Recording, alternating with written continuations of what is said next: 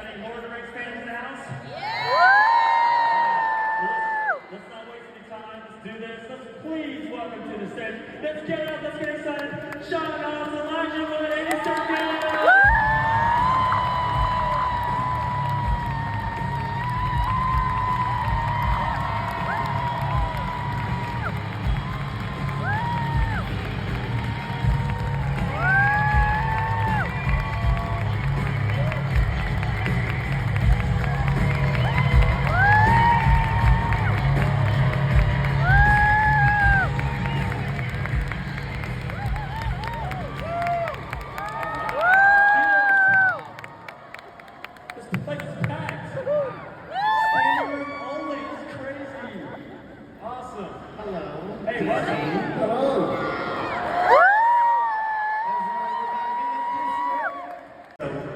Bit of time, yeah. Do you have a favorite thing you'd like to do to tell your comrades here to experience? Well, I'm 3 classes away from my master's at American University. So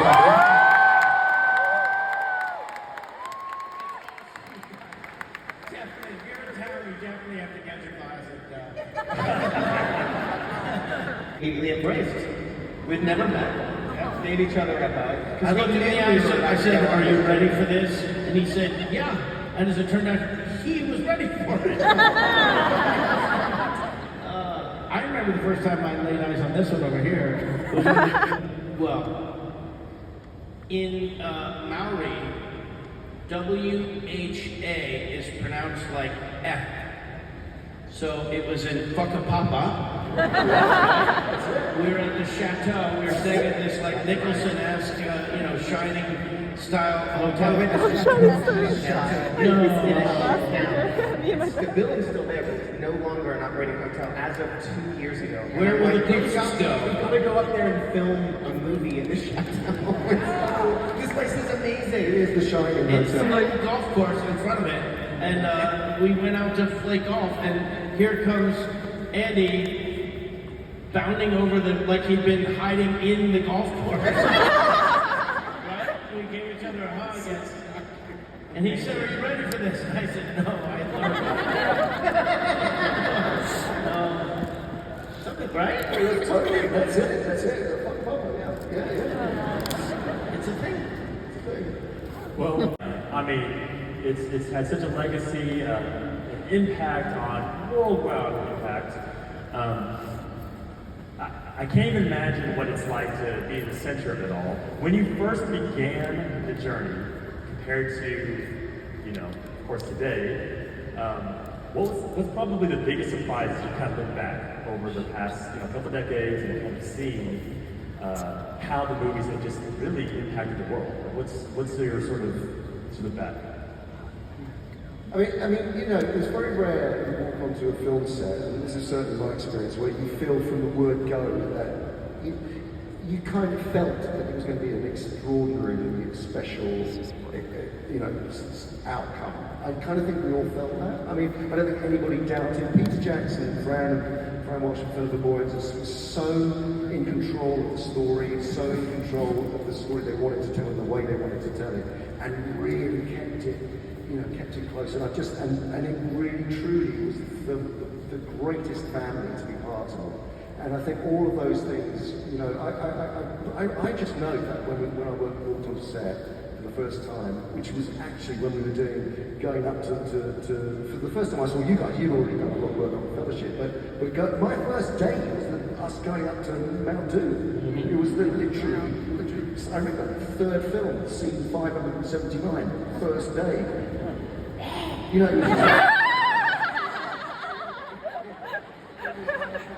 Well, I remember being tired, and then I remember being tired, and well, I was Sam, right? I was hungry and I was tired. That was the important things to do. But and you came in and you had such fresh energy, like new guy off the boat energy, like total intensity, passion, and like fired up. I just remember looking at Elijah and thinking to myself, like, uh-oh, we're gonna have to like level up now. Yeah, and it's true, and you kept that level of intensity the whole time, and I think set an important tone. I think it did. I think it's Andy's fault. They never would have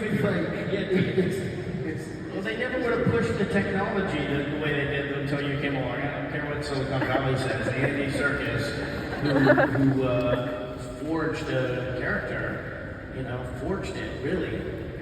I think you're on the tip of everybody's tongue when they're talking about, like, as a frame of reference. So you say, you're looking back, what do you think? That's where at the moment, that's where my mind is, like we're in a transition moment in the... Yeah, that was trailblazing, what you were doing, what Weta was doing. I mean, on a whole, there were things in those films that had never been accomplished before. You are extraordinary. You have reserves of energy.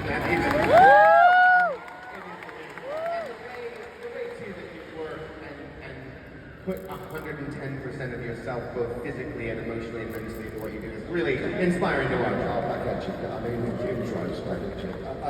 My memory was that Pete Jackson, saw me being gone and just fell about laughing. He just thought it was the funniest thing.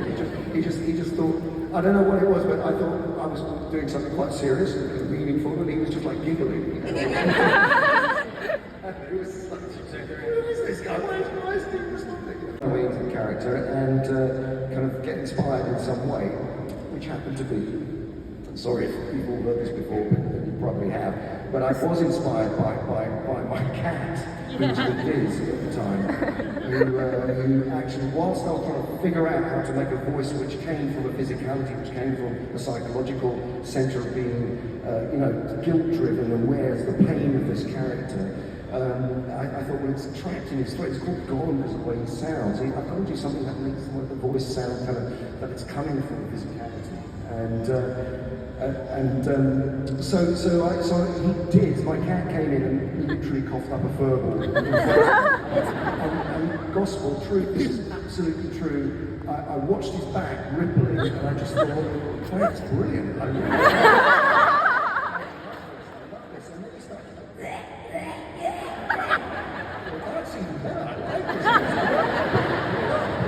he started. And then he went, no, he didn't. But that's how I got the voice, and then I auditioned when I met the Hubbards. Did you ever meet the Hubbards, the casting director? No, of them, yeah. So I crawled up onto a chair and got into character and started, and they started, and they literally John Hubbard's face, and just went, and I thought, I've really screwed this up. They sent the tape to Pete and Fran, and then we met, and as soon as I met Pete and Fran, it was like, these guys are incredible, and Pete then said, and this is kind of what you're talking about, being better off than, or be as good or better off camera. He said, we want an actor to play that role, because the actors who are playing Frodo and Samwise Gamgees will need someone to act on. So it's just like, okay, no, I get that, I really get that. And at the time, the whole motion capture thing wasn't a thing. It was like, so it was a bit of a gamble. And then this is also a true story. A very, very close friend of mine, actor, said to me when I got offered it. He said, "Well, are you actually going to be on screen? Are you actually going to be on camera? And are you actually going to be seen? Are you actually?" I said, "No, I won't actually be physically seen." And he said, "I wouldn't touch it with a barge pole, mate."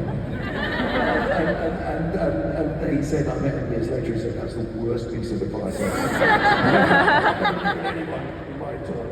Anyway, so that was how it happened. It was a very, sorry, that was a rather long-winded story. There was also a perception from people there that you were the voice, but you came and you were the physical embodiment of the character and really drove that for us on set too. And man, it was, not only were you helpful for us, but you were helpful for their imagination in regards to what became of the character, and then that ultimately drove animation and so on and so forth. It was so much more than simply doing the voice ultimately. It's such a cool story. It's funny, isn't it, how a sliding doors moment happened in your life? Like I never would have thought that would have grown into, the kind of way of creating characters. And that was the great thing, again, about Peter. He was really responsible for sort of saying, this is not just creating a visual effect, this is character. This is and all of the characters, all of the monsters, all of the Shelob to the Balrog, you really care about those characters, and they're not just these kind of sort of monsters which are out there that you don't relate to. You relate to all of those characters. Elijah, how did you become? Similarly, I heard that they were casting Lord of the Rings. I didn't have a relationship to the books. I have a relationship to The Hobbit. I read The Hobbit. But I understood the significance of Lord of the Rings. It was on my shelf for years and I never got around to reading them. And I had heard, I'd actually heard about it probably 2 years before they cast. I think there was an announcement that Peter was going to be doing it, and I remember being in Austin, Texas, working on another film, and someone came and said, they're doing Lord of the Rings. Peter Jackson's doing it. It made so much sense. I'd seen Heavenly Creatures and seen the movie films and loved them. So that was thrilling to me. Anyway, Agent called, said they're casting the film. Will you go in and there's a casting office in Los Angeles. Victoria Burrows was the U.S. casting director. And I didn't feel comfortable going into a casting office. There was something about it that, I knew I was going to be able to meet Peter and Fran and have that experience right away because they were traveling around the world meeting various people and seeing tapes from literally everyone. But I also didn't love the idea. I didn't love the idea of going into a kind of a room, a white, cold room being filmed with a video, a video recorder doing these lines. It just felt static and stale. And so I decided to make my own audition tape, which I'd never done before, but I thought I have to take matters into my own hands here on some level. And I went into the woods and shot a few of these scenes in a variety of angles, and my friend helped cut it together and edit it then, like proper scenes. And then I sent that, I went to the casting office and dropped that off, and then they FedEx that to Peter.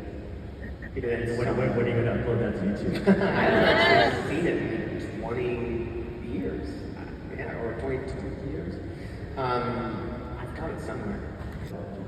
Frodo's humanity, I think, and his ability to see the good in the dark places. I think the way he deals with Gollum / Smeagol is, I think, his true character, and I love that a lot. A little happy that the elven robe is burning Gollum's skin. I think of Sam, you don't think of very much. Yeah, Sam is, he's faithful. Yeah, that one, faithfulness. I think one of the things about Gollum / Smeagol is that he is, ultimately he is powerless, and I think that he doesn't choose his path. It's kind of chosen for him, no matter how much he would try and resist it. And I think there are moments that he feels that powerlessness, and I think the fact that Frodo doesn't judge him, Samwise does. He keeps calling me fat all the time. I think that was why a lot of people kind of relate to Gollum, is because most people have certain flaws, and actually they know when they are unable to kind of get over that, and I think that was strangely how he was a relatable character. Well, for me, it's absolutely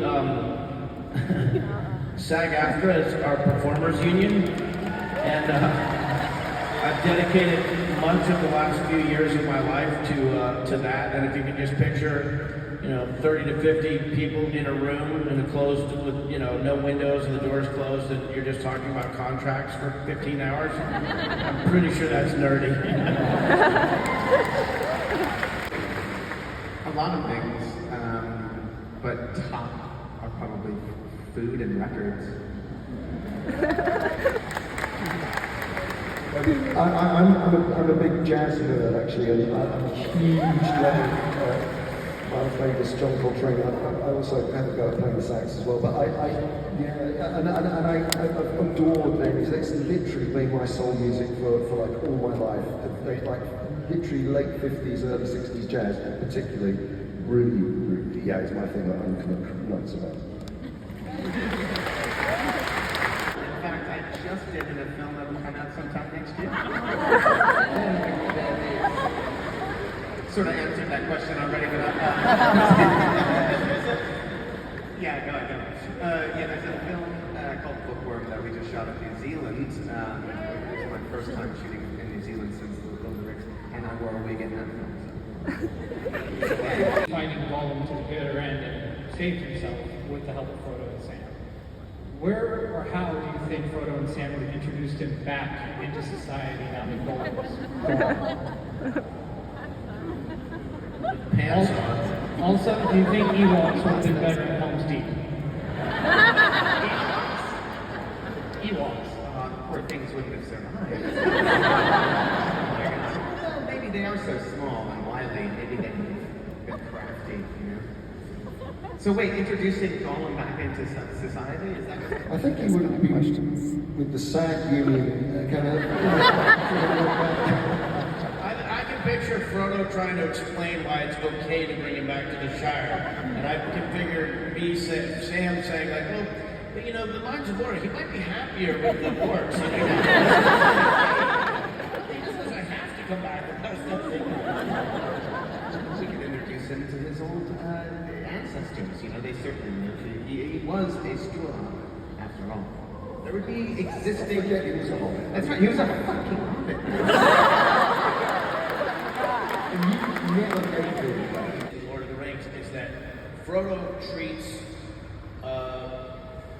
Gollum like Smeagol, and when he treats Smeagol like Smeagol, Smeagol acts like Smeagol.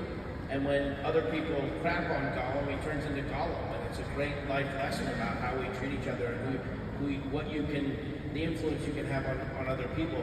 And I just have this like vague recollection that somewhere in the Lord of the Rings, Sam appreciates that, but I can't really remember it.